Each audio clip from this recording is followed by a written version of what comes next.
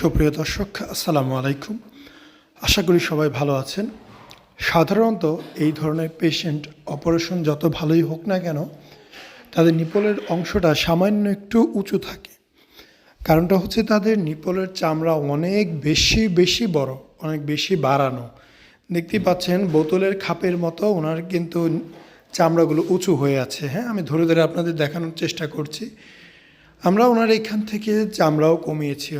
Operation যখন হয়েছে nipple থেকে চামড়া কেটে বাদ দেওয়া হয়েছে, তারপরেও কিছুটা উঁচু দেখা গিয়েছে। কারণ হচ্ছে যে ওনার এটা কখনোই সমান করা সম্ভব হবে না।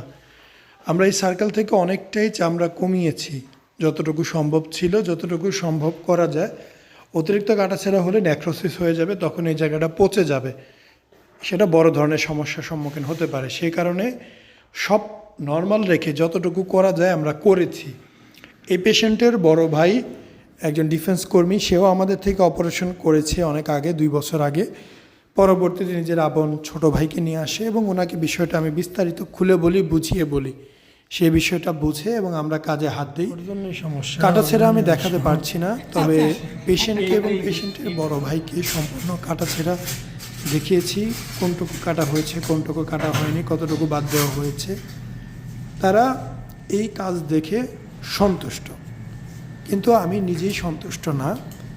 কারণ এটা যদি বসে যেত তাহলে অনেক ভালো হতো, কিন্তু এটাকে সম্ভব আমরা অনেক চেষ্টা করছি, কোনো সুযোগ নেই। সেই কারণে সন্তুষ্ট না হলেও বাস্তবতা মেনে নিতে হবে। অনেক বেশি স্বপ্নের মতো সব কিছু হয় না। এখানে চামড়াগুলো না ফেললে আরো বেশি ফুলে থাকতো, তবে চামড়া একদম কেটে বাদ দেওয়া হয়ে যাবে না, কিছুটা ফোলা থাকে যাতে সমান হয়। ওনার এই যে পাশটা, বাম পাশটা বেশি ফোলা, এই পাশটা মোটামুটি নর্মাল, এই পাশটা খুব বেশি ফোলাও ছিল না, যার জন্য মিলে গেছে দ্রুত। এই পাশটা একটু বেশি ফোলা ছিল, চামড়া কাটার পরেও একটু ফুলে আছে। তো এই জিনিসটা সময়ের সাথে সাথে কমে আসবে, তবে অন্যদের মধ্যে একদমই লেভেল হবে না, এটা আমি যতদূর জানি। এবং ওই সম্পর্ক পেশেন্ট যদি এই অপারেশন থেকে খুশি থাকে অবশ্যই এটা নরমালি জমে আপনার শরীরে, এটা জাস্ট 2 দিন পর প্রাথমিক রেজাল্ট কারণে, এবং আপনার শেষ কিন্তু সমান হয়ে গেছে, জাস্ট নিপলের গোড়াটা একটু উঁচু আছে, এটা কোনো ব্যাপারই না। এটা আমার মনে হয় সমান হয়ে গেছে। তাদের মোটামুটি যোগাযোগ করতে 1 লিটার হাফ লিটার পরিমাণে বের হয়, সেই হিসাবে আপনার কিচ্ছু হয় না। করেনি আমার সাথে অপারেশন থেকে যাওয়ার পরে আর যোগাযোগ করেনি। অতিরিক্ত টেনশন করতেছেন তো এই জন্য সমস্যা, কারণ সে ভালো মনে হয়, ওইটা মনে হয় কেউ ভালো থাকলে হসপিটাল অবশ্যই আসে না, বা থেকে এত কাটাছেঁড়া হইছে, এগুলো শুকাবে না, শুকাবে টানবে, শুকাবে টানবে, এতটুকু ধরে নিতে পারে উনি খুব ভালো আছে। জ্বলুক, যাতে আপনারা জলে জ্বলবে, কামড়াবে, অনেক সুন্দর মুসলমানি করে একদিনের জন্য কিন্তু আপনাদের উচিত আমার সাথে যোগাযোগ করা এবং আবার করার মনে নেওয়া। আমরা চেষ্টা করি যতটুকু সর্বনিম্ন মূল্যে সর্বোচ্চ মানের সেবা দেওয়ার জন্য।